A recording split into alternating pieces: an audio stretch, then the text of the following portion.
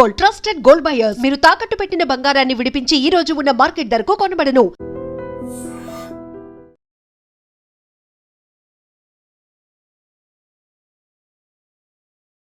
నమస్తే, welcome to I dream. నేను మీ లక్ష్మి. మనతో పాటు డాక్టర్ శ్రీనివాస్ కే సైలస్ గారు కూడా ఉన్నారు. సో ఈ ఇంటర్వ్యూలో మీ అందరికీ ప్రత్యేకంగా ప్రతి ఒక్కరూ తెలుసుకోవాల్సిన విషయం ఏంటంటే, వారి వారి అవసరాల నిమిత్తం రిఫ్రిజిరేటర్ సైజ్ కానీ మెయింటెనెన్స్ కోసం లేకపోతే అవసరాల నిమిత్తం మనం దాన్ని డిజైన్ చేసుకోవడం కావచ్చు, చూస్ చేసుకుంటాం, అలాంటిదే కొని తెచ్చుకుంటాం. కానీ ఫ్రిడ్జ్ అనేటప్పటికీ ఏదైనా మిగిలిపోయిన ఆహారం ఉంటే ఒక 2-3 రోజులకు కూడా అది మనం తినడానికి అవకాశం కావాలి అంటే ఇందులో స్టోర్ చేసుకొని తినాలి అనేది కాన్సెప్ట్ మన అందరికీ తెలిసిన విషయమే. అఫ్ కోర్స్ అందరూ ఇదే ఫాలో అవుతుంటారు. కానీ ఈ మధ్య ఫ్రిడ్జ్లో పెట్టినటువంటి నాన్ వెజ్ ఐటమ్స్ తినటం వల్ల చనిపోయారని, మటన్ తిని చనిపోయారని ఇలాంటి వార్తలు మనం చూస్తున్నాం కదా. సో దీనిపైన కూడా చాలా ఇన్ఫర్మేషన్ ఉంది. సో తెలుసుకోవాల్సినటువంటి ఇన్ఫర్మేషన్ ఏంటి అంటే డాక్టర్ శ్రీనివాస్ కే సైలస్ గారు వివరించడానికి మనతో పాటు ఉన్నారు. థ్యాంక్ యూ సార్, నమస్తే. సో జనరల్గా ఫ్రిడ్జ్ అనేటప్పటికీ ఏదో మనకి కొన్ని అవసరాల నిమిత్తం ఒకప్పుడు, కానీ ఇప్పుడు అలా కాదు. అందరూ బిజీ అయిపోతున్నారు. అన్నీ ఇందులో ఇన్స్టెంట్గా ఉంచుకోవాలి అనేది ఒక కాన్సెప్టు. మిగిలిపోయిన ఆహారం పడే బుద్ధి ఇది జనరల్గా లేడీస్కి. సో ఇందులోనే దాచుకోవాలి అనే కాన్సెప్ట్. ఏంటి సార్ అసలు ఫ్రిడ్జ్లో పెట్టిన ఆహారం తిరిగి మళ్ళీ కుక్ చేసుకొని తినడం వల్ల వచ్చే అనర్థాలు ఏంటి? అందరికీ నమస్కారం. ఫ్రిడ్జ్ అనేది ప్రతి ఇంట్లో ఇప్పుడు నిత్యావసర సరుకులాగా మారిపోయింది. ఎందుకంటే ఫ్రిడ్జ్ లేనిదే ఇల్లు లేదు. కారణం ఏంటంటే ఈరోజు బిజీ లైఫ్లో భార్యాభర్తలు ఇద్దరు ఉద్యోగాలకు వెళ్ళడం కానీ, పిల్లలు స్కూల్కి వెళ్ళడం కానీ, రేపు ఉదయాన్నే ఎర్లీగా స్కూల్ స్టార్ట్ అవుతుంది కాబట్టి ఎర్లీగా ఆఫీస్కి వెళ్ళాలి కాబట్టి ముందు రోజే వారానికి ఒకసారి మనం షాపింగ్ అంతా చేసుకొని లోపల పెట్టుకొని కూరగాయలను తాజాగా ఉంచుకోవడానికి, లేకపోతే ఫుడ్ని ముందే వండుకొని కొంతసేపు తిన్న తర్వాత అది మిగిలిపోయినటువంటి ఫుడ్ని స్టోర్ చేసుకోవడం అనేది ఈరోజు ఇదేమో ఆశ్చర్యకరమైనటువంటి విషయమే కాదు. ఇన్నిటికంటే ముందు ముఖ్యంగా చెప్పాల్సింది ఏంటంటే, విదేశాల్లో అయితే ప్రతి ఆదివారం పెట్టుకున్నటువంటి ఫుడ్ని మరలా శనివారం వరకు ఆ ఫుడ్ని తినాలి. కారణం ఏంటంటే అక్కడ విదేశాల్లో ఉద్యోగాలు చేసేవారు ఉద్యోగ సంస్థలు ఎక్కడ ఉంటాయంటే, ఒకవేళ ఇక్కడ వీరుంటే హైదరాబాద్ అంత దూరం, విజయవాడ అంత దూరం ఆఫీస్కి వెళ్ళాల్సి వస్తుంది. ఈ ప్రయాణానికి ఎక్కువ సమయం సరిపోతుంది కాబట్టి వారు వారం అంతా ఈ ఫుడ్ని స్టోర్ చేసుకొని తింటారు. ఇక ఈ మధ్య హైదరాబాద్లో ఒక ఫ్రిడ్జ్లో పెట్టినటువంటి మటన్ కూర తిని చనిపోయినట్టుగా చూస్తూ ఉన్నాం. అది ఫ్రిడ్జ్ తప్పని నేను అనుకోవట్లేదు, అది మనుషుల తప్పే. కారణం ఏంటంటే అమ్మా, ఫ్రిడ్జ్లో R164 R600 అనే ఒక గ్యాస్ నింపుతారు. ఓకే, ఇది ఒక్కసారి మనం చెక్ చేద్దాం సార్. జనరల్లీ ఫ్రిడ్జ్ అనేటప్పటికి మనం ఇది డీపర్ అంటారమ్మా, ఇది సెమీ డీపర్ ఇది. సో అలాగే ఇంకా ఆహార పదార్థాలను షిప్పుల్లోనూ లేకపోతే పెద్ద పెద్ద రెస్టారెంట్స్లోనూ కొన్ని కోల్డ్ స్టోరేజెస్లో ఉన్నవైతే మాత్రం మరీ ఫ్రీజీగా ఉంటాయి అవి. సో ఇది డీప్ ఫ్రీజ్ అంటాం దీన్ని నార్మల్ ఫ్రీజ్ కింద చూస్తూ ఉంటాం. ఇవన్నీ కూడా R164 R600 అనే గ్యాస్ ద్వారా నడుస్తూ ఉంటుంది. ఈ గ్యాస్కి వెనకాల సిలిండర్ ఉంటుంది. ఈ కంప్రెసర్ ఏం చేస్తుందంటే ఈ లోపల ఉన్నటువంటి టెంపరేచర్ని బయటకు పంపించే ఏర్పాటు చేస్తుంది ఈ గ్యాస్ ద్వారా. కాబట్టి ఈ టెంపరేచర్ ఎప్పుడు కూడా ఇలాగ ఉంటూ ఉంటుంది. అయితే ఇందులో పెట్టుకున్నటువంటి ఆహార పదార్థాలు పాడైపోవడానికి ఎంత మాత్రం కూడా ఛాన్స్ లేదు. కానీ ఫ్రిడ్జ్ సరైనటువంటి కండిషన్లో లేకపోతే ఖచ్చితంగా ఆహార పదార్థం పాడవుతుంది. ఎందుకంటే సరైన టెంపరేచర్లో మనం ఫ్రిడ్జ్ని ఎప్పుడు సిద్ధంగా ఉంచుకోవాలి. టెంపరేచర్ సరిగ్గా ఉందో లేదో చూసుకోవాలి. అట్లీస్ట్ నెలకు ఒకసారైనా ఫ్రిడ్జ్ని తనిఖీ చేసుకోవాలి. లేకపోతే ఫ్రిడ్జ్ చుట్టూ ఉన్నటువంటి ఈ యొక్క ఏదైతే రబ్బర్ బుష్ ఉందో ఈ బుష్ ఏం చేస్తుందంటే బయట ఉన్నటువంటి టెంపరేచర్ లోపలికి వెళ్లకుండా, లోపల ఉన్నటువంటి టెంపరేచర్ బయటకు రాకుండా ఇది చాలా ప్రొటెక్టివ్గా ఈ విధంగా ఉంచుతుంది అనమాట. చూసారా, ఇది ఇలా వేసేటప్పుడు టప్ అనే శబ్దం వస్తుంది. ఇది చాలా గ్రిప్తో పట్టుకుంటూ ఉంటుంది. కొన్నిసార్లు మనం అన్నీ గమనిస్తాం కానీ ఈ రబ్బర్ని గమనించాం. ఈ రబ్బర్కి అధికంగా డస్ట్ పెట్టడం వల్ల కానీ, లేకపోతే ఫుడ్ పార్టికల్స్ ఈ పక్కల సందుల్లో దాక్కోవడం వల్ల కానీ, ఈ రబ్బర్ సరిగ్గా అతుక్కోకపోవడం వల్ల బయట నుంచి వెళ్ళే టెంపరేచర్ లోపలికి ఎంటర్ అయిపోయి ఫుడ్ పాడైపోయే ఛాన్స్ ఉంది. నేనేమంటానంటే హైదరాబాద్లో జరిగినటువంటి సంఘటన ఎలా జరిగి ఉంటుందంటే, నేనేమనుకుంటున్నానంటే అమ్మా, హైదరాబాద్లో జరిగినటువంటి సంఘటన మాంసాన్ని తీసుకొచ్చినప్పుడు సో ఫ్రిడ్జ్లో పెట్టినప్పుడు ఫ్రిడ్జ్ సరిగ్గా పని చేయకపోయి ఉండొచ్చు అని నా ఆలోచన. పని చేయకపోవడం వల్ల. రెండోది, మాంసం ఎక్కడి నుంచి తెచ్చారు అనేది ప్రశ్న. ఎందుకంటే మాంసం రెస్టారెంట్ నుంచి కానీ భోజనాల దగ్గర నుంచి కానీ ఫంక్షన్స్ దగ్గర నుంచి తెచ్చేటప్పుడు ఒక విషయాన్ని మాత్రం జాగ్రత్తగా ఉంచుకోవాలి. ఇంటిలో భోజనం వండుకునేటప్పుడు మనం ఎప్పుడు కూడా టేస్టింగ్ సాల్ట్ అనేది వాడం, కొన్ని ఎసెన్షియల్స్ వాడం. కారణం ఏంటంటే మనం ఇంట్లో తింటున్నాం కాబట్టి సేఫ్గా ఉండాలి, ఆరోగ్యదాయకంగా ఉండాలి కాబట్టి. అయితే మీ అందరికీ చెప్తున్నది ఏంటంటే ఈ ఫుడ్ ఒకవేళ రెస్టారెంట్ నుంచి కానీ లేకపోతే భోజనాల దగ్గర నుంచి కానీ తెచ్చినప్పుడు అందులో టేస్ట్ కొరకు కొన్ని ఎసెన్షియల్స్ ఎక్కువ కలుపుతూ ఉంటారు. దాంతోపాటు ఫుడ్ యాసిడ్స్తో పాటు మరికొన్ని ఏమంటారు టేస్టింగ్ సాల్ట్ అని రుచి కొరకు కలుపుతూ ఉంటారు. ఇది ఇన్స్టాంట్ రుచిని ఇస్తుంది. కానీ ఈ టేస్టింగ్ సాల్ట్ వేసినటువంటి ఫుడ్ పదార్థాలను ఎక్కువసేపు స్టోరేజ్ చేస్తే అవి పాయిజన్ అయ్యే ఛాన్స్ ఉంది అనమాట. కార్బో పాయిజనస్ స్టార్ట్ అవుతూ ఉంటాయి. ఎందుకంటే ఫుడ్లో ఒక రకమైనటువంటి బ్యాక్టీరియా ఫామ్ అయ్యి నెమ్మదిగా అందులోంచి ఒక ఫ్లైయర్ లాగా తయారై అది విషపూరితం అవుతుంది. అదే జరిగి ఉంటుంది అనుకుంటున్నాను తప్ప. సో డాక్టర్ గారు, రెగ్యులర్గా మీరు చెప్పింది వ్యాలిడ్ పాయింట్.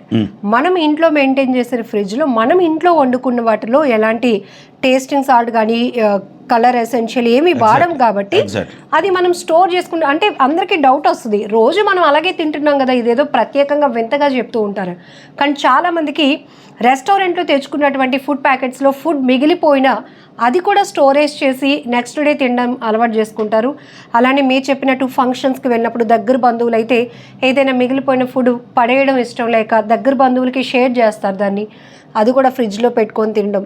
అంటే బయట వాళ్ళు ప్రిపరేషన్ అనేది డిఫరెంట్ మెథడ్లో. ఎగ్జాక్ట్లీ.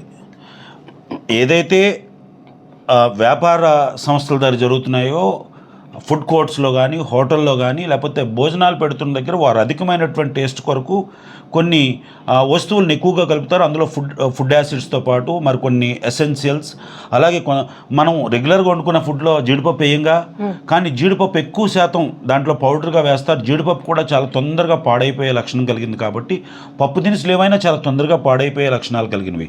అయితే నేనేమనుకుంటున్నానంటే ఒకవేళ అలా పెట్టినప్పటికీ కూడా ఫుడ్ ఒకవేళ పాడైపోయిందా లేదా అని చూసుకోకుండా మీరు ఒకవేళ తినే ప్రయత్నం చేస్తారు, మళ్ళీ వేడి చేసి తినటం, ఖచ్చితంగా వేడి చేయడం అనేది చాలా ఇంపార్టెంట్. వేడి అంటే ఏదో సాధారణమైనటువంటి వేడి కాదు, అది తిరగబడేటట్టుగా దాంట్లో ఉన్న బ్యాక్టీరియా అంతా చచ్చిపోయినంత వరకు కూడా మనం, ఎందుకంటే దైనందినటువంటి జీవితంలో అంత టైం లేదు, వెంటనే మనం భోజనం చేసేయాలి, వెంటనే పరిగెత్తాలి, వెంటనే భోజనాలు అయిపోవాలని చూస్తూ ఉన్నాం. కానీ ఒక ఓవెన్లో వేడి చేసుకోవడం కానీ లేకపోతే ఒక హీట్, అట్లీస్ట్ మనం ఒక ఫ్రిడ్జ్లోంచి ఒక వైటమిన్ తీసాం, మన దగ్గర ఒక కుక్కర్ ఉంటుంది, కుక్కర్ కూడా ఈజీగా కిచెన్లో ఉండే ఆర్టికలే కాబట్టి ఈ కుక్కర్లో ఏం చేయాలంటే కొద్ది నీళ్ళు పోసి ఒక టిఫిన్ బాక్స్లో ఈ ఫుడ్ని పెట్టి ఒక 2 విజిల్ వేయించగలిగితే ఇంకా మంచిది. ఎందుకంటే ఆ ఫుడ్ ఖచ్చితంగా ఒకవేళ పాయిజన్ అయినా అంత ప్రమాదకరమైనటువంటి బ్యాక్టీరియా కడుపులోకి వెళ్లకుండా ఫుడ్ పాయిజన్ కాకుండా ఉంటుంది అనేది నా అభిప్రాయం. సార్, బిజీ షెడ్యూల్ ఒకటి, లైఫ్ స్టైల్లో చేంజెస్ వల్ల రిఫ్రిజిరేటర్స్ యొక్క ఇంపార్టెన్స్ బాగా పెరిగింది. వాటికి డిమాండ్, సైజ్ ఒక్కొక్కటి అయితే బీరువా స్థాయిలో ఉంటాయి. ఎందుకు అంటే అన్నీ అందులోనే ఉంచుతాం కాబట్టి అది అవసరం అనేది.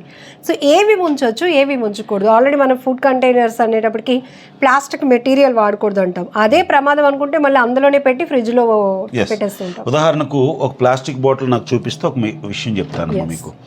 ఉదాహరణకు ఒక ప్లాస్టిక్ బాటిల్తో మనం ఈ డీప్ ఫ్రిడ్జ్లో ఒక వాటర్నో లేకపోతే కూల్ డ్రింక్నో పెట్టాం. ఈ కూల్ డ్రింక్ను పెట్టినప్పుడు ఈ డీప్ ఫ్రిడ్జ్ ఏం చేస్తుందంటే దీన్ని ఐస్ కట్టిస్తుంది.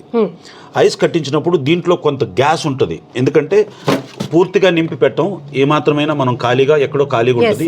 సో ఏమవుతుందంటే ఈ ఐసు ఈ లోపల ఉన్నటువంటి వాటర్ని కానీ లేకపోతే లిక్విడ్ని కానీ కంప్రెస్ చేసినప్పుడు ఈ వాటర్ బాటిల్ పగిలిపోయే ఛాన్స్ ఉంది. ఈ బాటిల్లో ఉన్నటువంటి కొంత ప్లాస్టిక్ నీటిలో కానీ ఆ పదార్థంలో కానీ చేరే ఛాన్స్ ఉంది. ఎట్టి పరిస్థితుల్లో కూడా ప్లాస్టిక్ బాటిల్ని డీప్ ఫ్రిడ్జ్లో పెట్టి తాగడం అంత శ్రేయస్కరం కాదు. ఇంకో మాట చెప్తున్నాను, ఇది ఎప్పటికైనా పగిలిపోయే ప్రమాదం కూడా ఉంది. డీప్ ఫ్రిడ్జ్లో కొంత సమయాన్ని మాత్రమే ఉంచడానికి పనికొస్తుంది తప్ప అంతకంటే ఎక్కువ సమయాన్ని డీప్ ఫ్రిడ్జ్లో ఉంచడం అంత మంచిది కాదు. ఒకటి. రెండోది, ఫ్రిడ్జ్లో పెట్టకూడనటువంటి వస్తువులు ఫ్రిడ్జ్లో పెట్టకూడనివి. మిల్క్ ప్రొడక్ట్స్ అన్నీ ఫ్రిడ్జ్లో పెట్టే తినాలి. కారణం ఏంటంటే మిల్క్ ప్రొడక్ట్స్ చాలా తొందరగా పాడైపోయే ఛాన్స్ ఉంది కాబట్టి మిల్క్ ప్రొడక్ట్స్ అన్నీ పెట్టాలి. ఫ్రూట్స్లో పెట్టకూడనివి ముఖ్యంగా అరటిపళ్ళు, అలాగే కాయగూరల్లో పెట్టకూడనివి బంగాళాదుంపలు, ఏమంటారు ఉల్లిపాయలు, ఇలాంటి వస్తువులు ఖచ్చితంగా పెట్టకూడదు. పెట్టి తినడం వల్ల ఏమవుతుందో తెలుసా, చాలా తొందరగా ఫంగస్ ఫామ్ అవుతుంది. మీకు కోవిడ్లో మీకు ఒక అర్థమై ఉంటుంది, బ్లాక్ ఫంగస్ అంటారు. Yes. బ్లాక్ ఫంగస్ ఫామ్ అయ్యే ఛాన్సెస్ ఉన్నాయి. ఒక్కోసారి టొమాటోలు కూడా సరిగ్గా చూసుకోకపోతే టొమాటోల్లో కూడా బ్లాక్ ఫంగస్ ఫామ్ అవుతుంది. ఎందుకంటే అందులో పులుపు శాతం ఎక్కువ ఉంటుంది కాబట్టి చాలా తొందరగా బ్లాక్ ఫంగస్ ఫామ్ అవుతుంది. ఒకవేళ పొరపాటున ఉడకబెట్టుకొని తింటే పర్వాలేదు, కానీ కొంతమందికి పచ్చి టొమాటో కోసుకునే తినే అలవాటు ఉంటుంది. అప్పటికే అందులో బ్యాక్టీరియా ఫామ్ అవుతే అది చాలా తొందరగా ఫుడ్ పాయిజన్ అయ్యే ఛాన్స్ ఉన్నాయి. అలాగే ఎక్కువ రోజులు నిల్వ ఉంచకూడనివి, ముఖ్యంగా ఎక్కువ రోజులు నిల్వ ఉంచకూడనిది డీప్ ఫ్రిడ్జ్లో అయితే మటన్ లాంటిది, చికెన్ లాంటిది ఒక వారం రోజుల పాటు సేఫ్గా డీప్ ఫ్రిడ్జ్లో ఐస్ కట్టినంతగా ఉంచగలిగితే మంచిది. కట్టిన తర్వాత కూడా వెంటనే ఐస్ కట్టినటువంటి ఆ ఫుడ్ని తీసుకెళ్ళి వెంటనే వేడి దాంట్లో వేయకూడదు. అది కొంతసేపు 2 hours 1 hour అది ఐస్ గడ్డ కరిగిపోయినంత వరకు మనం బయట ఉంచుకోవడం వల్ల దాని మీద ఉన్నటువంటి ఆ బ్యాక్టీరియా ఫార్మేషన్ తగ్గుతుంది. కొంతవరకు ఆక్సిజన్తో మిక్స్ అయ్యి అది మంచి ఆహారంగా మారే ఛాన్స్ ఉంటుంది. అది విషయం. అయితే శాశ్వత కాలం పెట్టకూడదు. మష్రూమ్ ఎక్స్పైరీ డేట్ కంటే మనం ఎట్టి పరిస్థితుల్లో కూడా ఎక్స్పైరీ డేట్ అయిపోయిన తర్వాత మనం ఫ్రిడ్జ్లో ఉంచి తినడానికి అసలు హక్కే లేదు. రెండోది పన్నీర్ని అసలు ఎట్టి పరిస్థితుల్లో కూడా ఎక్స్పైరీ డేట్ అయిన తర్వాత ఫ్రిడ్జ్లో పెట్టినా సరే ఎక్స్పైరీ డేట్ అయిపోయిన తర్వాత దాన్ని పడేయడం శ్రేష్టం తప్ప దాన్ని తినడం వల్ల 100% ఫుడ్ పాయిజన్ అయ్యే ఛాన్స్ ఉంది. అయ్యో అది కాస్ట్లీ వస్తువు కదా, పాడైపోద్దని వండుకొని తిందాం అనుకుంటే ఖచ్చితంగా దానివల్ల అధిక ప్రమాదం. అసలు నాన్ వెజ్ కంటే చాలా తొందరగా ఫుడ్ పాయిజన్ అయిపోయే పదార్థాల్లో పన్నీరు, పాల పదార్థాలు చాలా తొందరగా పాడైపోతుంటాయి. కాబట్టి ఇలాంటి వాటిని మనం జాగ్రత్తగా ఉంచుకోవాలి. సో దేనికి ఏ పర్పస్లో ఏవి ప్రిజర్వ్ చేసుకోవచ్చో అవి మాత్రమే తగు మాత్రం వండుకొని ఎప్పటికప్పుడు తినేయడం అత్యంత శ్రేయస్కరం, ఆరోగ్యకరమైనటువంటి సూత్రం. ఒకవేళ ఏ కారణం చేతైనా మీరు ఫుడ్ మిగిలిపోయి దాన్ని ఇవ్వడానికి వీలు కాకుండా అది చాలా విలువైనటువంటి భోజనం అనుకునేటప్పుడు దాన్ని సరైనటువంటి స్టీల్ పాత్రలో శుభ్రం చేసి భద్రం చేసి దానికి మూత పెట్టి ఫ్రిడ్జ్లో పెట్టాలి. ఫ్రిడ్జ్లో పెట్టే ముందు మీ ఫ్రిడ్జ్ ఎలా పనిచేస్తుందో ఖచ్చితంగా చెక్ చేసుకోవాలి. సరైనటువంటి టెంపరేచర్ మెయింటైన్ అవుతుందా లేదా, కంప్రెసర్ ఎలాగుంది. ఎప్పుడు కూడా ఫ్రిడ్జ్ని మనం ఎప్పుడు చూడాల్సింది ఫ్రిడ్జ్ పనిచేస్తుందో లేదో చూడాల్సినటువంటి బాధ్యత. ఇలా తడిగితే ఇక్కడ చాలా వేడిగా తగులుతూ ఉంటుంది, ఇప్పుడు ఫ్రిడ్జ్ పనిచేస్తున్నట్లు లెక్క. ఒకవేళ వేడిగా తగలకుండా చల్లగా తగిలితే మాత్రం మీ కంప్రెసర్ సరిగ్గా అంటే అవన్నీ చెక్ చేయం సార్. జనరల్గా వితౌట్ నాలెడ్జ్ అందులో నుంచి కూలింగ్ వస్తుందా, ఉన్న పదార్థాలు చల్లగా అవుతున్నాయా, మళ్ళీ రేపు వండుకోవడానికి పనికి వస్తాయి లేదా. నేను కంపల్సరీ చెప్తున్నానమ్మా. అయితే పెట్టిన వాళ్ళు పెట్టారు. నేనేమంటున్నానంటే మీరు నన్ను తిట్టుకుంటారు ఫ్రిడ్జ్ లేకుండా ఎలా బతకమంటారని. నేనేమంటున్నాను, అందరికీ ఒక వైద్యుడిగా, ఒక బాధ్యత కలిగినటువంటి భారతదేశ పౌరుడిగా చెప్తున్నది ఏంటంటే ఫ్రిడ్జ్ను వాడండి, ఫ్రిడ్జ్లో ఆనందంగా ఫ్రిడ్జ్లో ఉన్నటువంటి భోజనాన్ని ఎంజాయ్ చేయండి. కానీ ఫ్రిడ్జ్లో భోజనాన్ని నేరుగా తీసుకొని వెంటనే తినడం కంటే దాన్ని వేడి చేసి తినాల్సినటువంటి బాధ్యత ఉంది. వేడి చేయకూడనటువంటి పదార్థాలు ఏవైతే ఉన్నాయో వాటిని 2 గంటల ముందే తీసుకొని పెట్టేసి దాని తర్వాత తినవలసిందిగా మనం చేస్తూ ఉన్నాం.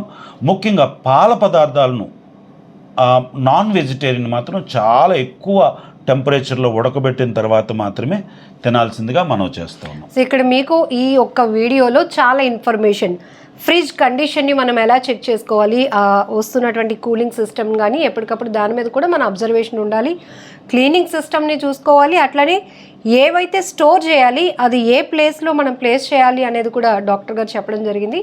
ఇంకొకటి ఏంటంటే అన్ని ఫ్రిడ్జ్లో పెట్టేసినవన్నీ తీసి మళ్ళీ వండుకొని మళ్ళీ వేడి చేసుకొని తినేయాలి అనే కాన్సెప్ట్ కాకుండా, సో ఇందులో నాన్ వెజిటేరియన్కి వెజిటేరియన్కి చాలా డిఫరెన్సియేషన్ ఉంది.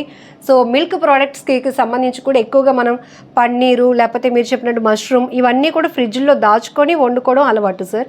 సో ఎక్స్పైరీ డేట్ దగ్గరకు వచ్చిందంటే అది ఇంకా మనకి పనికి రాదని, అది మళ్ళీ ఫ్రిడ్జ్లో పెట్టిన తర్వాత వండుకోవడానికి పనికి వస్తుందని కాన్సెప్టే వద్దని చెప్తున్నారు. ఎందుకంటే ఇప్పుడు మనం చూస్తున్నాం చాలా వరకు ఇంట్లో ఉన్నటువంటి పరిస్థితులు వేరు, మనం బయట నుంచి ఏ ఫుడ్ తెచ్చుకున్నా అందులో చాలా వరకు ఇబ్బందికర పరిస్థితులు, మళ్ళీ దాన్ని తెచ్చి ఇందులో పెట్టి మళ్ళీ అది తిని మనం ఒంటికి ఇబ్బంది తెచ్చుకోకూడదు అనేది ఈ కాన్సెప్ట్తో ఫుల్ డీటెయిల్గా. చాలా ముఖ్యమైన విషయం, బయట నుంచి ఐస్ క్రీమ్ తెచ్చుకుంటాం, ఫ్యామిలీ ప్యాక్స్ తెచ్చుకుంటాం. ఫ్యామిలీ ప్యాక్ తీసుకొచ్చి మీరు తినేయడానికే పనికొస్తుందో తప్ప మన ఫ్రిడ్జ్లో పెట్టుకొని తినడానికి సూట్ కాదు. ఎందుకంటే ఆ డీపర్ సిస్టమ్ వేరు, ఈ డీపర్ సిస్టమ్ వేరు. అందులో ఉన్నటువంటి నిల్వ చేయబడినటువంటి స్టోరేజ్ చేయబడినటువంటి ఆ యొక్క ఫ్రీజర్ ఏదైతే ఉందో ఆ ఫ్రీజర్ తాలూకా వాల్యూస్ వేరు, ఆ ఫ్రీజర్లో ఉన్నటువంటి టెంపరేచర్ లెవెల్ వేరు. మీరు ఈ ఫ్రిడ్జ్లో తీసుకొచ్చి పెట్టుకుంటే ఎక్స్ట్రీమ్ కోల్డ్కి వెళ్ళిపోయే ప్రమాదం ఉంది.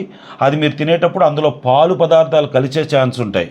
అందులో పంచదార కలిసే ఛాన్స్ ఉంటాయి కాబట్టి అవి కూడా ఫుడ్ పాయిజన్ అయ్యే ఛాన్స్ ఉంది. గమనించండి, ఐస్ క్రీమ్ని మీరు తినగలిగితేనే తినగలిగినంత తెచ్చుకోండి తప్ప తెచ్చి మళ్ళీ ఫ్రిడ్జ్లో స్టోర్ చేసుకొని తినడం అనేది మన ఇంటి ఫ్రిడ్జ్ వేరు, షాపులో ఉన్నటువంటి ఫ్రిడ్జ్ వేరు. ఐస్ క్రీమ్ వాడుతున్న ఫ్రిడ్జ్ వేరు, మన ఇంట్లో వాడుతున్నటువంటి ఫ్రిడ్జ్ వేరు. కాబట్టి ఐస్ క్రీమ్ను కూడా అది శ్రేయస్కరం కాదు. చాక్లెట్ కూడా కొన్నిసార్లు సమ్మర్లో ఏమవుతాయంటే జోబులో పెట్టుకొని వస్తే, లేకపోతే షాప్ నుంచి వస్తే చల్లబడిపోద్ది అని చెప్పి డీప్ ఫ్రిడ్జ్లో పెట్టుకుంటాం. డీప్ ఫ్రిడ్జ్లో పెట్టుకొని వెంటనే తినగలిగితే మంచిది.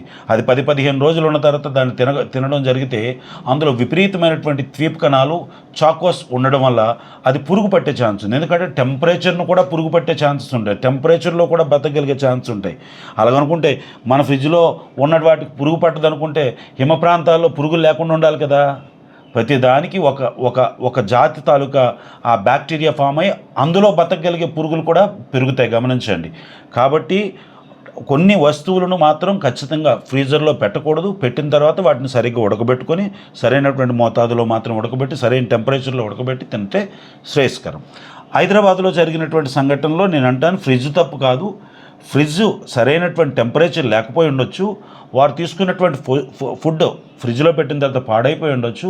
దాన్ని వేడి చేసుకోకుండా కుటుంబ సభ్యులు ఎవరైతే తిన్నారో అది కొన్ని కడుపులో ఉన్నటువంటి గట్ హెల్త్ సరిగ్గా బాగోకపోవడం వల్ల, జీర్ణ వ్యవస్థ సరిగ్గా బాగోకపోవడం వల్ల, వారికి అప్పటికే గ్యాస్ట్రిక్ లాంటి సమస్యలు ఒకవేళ ఉండడం వల్ల, డియోడినల్ పెప్టిక్ అల్సర్స్ ఉండడం వల్ల, ఆ ఫుడ్ అరగడానికి సరైనటువంటి పెప్సిన్స్ లేకపోవడం వల్ల, డైజెస్టివ్ సిస్టమ్ సరిగ్గా లేకపోవడం వల్ల అది కాస్త ఫుడ్ పాయిజన్ అయి ఆ వ్యక్తి మరణానికి దారితీసి ఉండొచ్చు తప్ప ఫ్రిడ్జ్ ఎప్పుడు తప్పు చేయదు. మానవులమైనటువంటి మనమే తప్పు చేస్తూ ఉంటాం. Thank you sir, valid information. నమస్తే.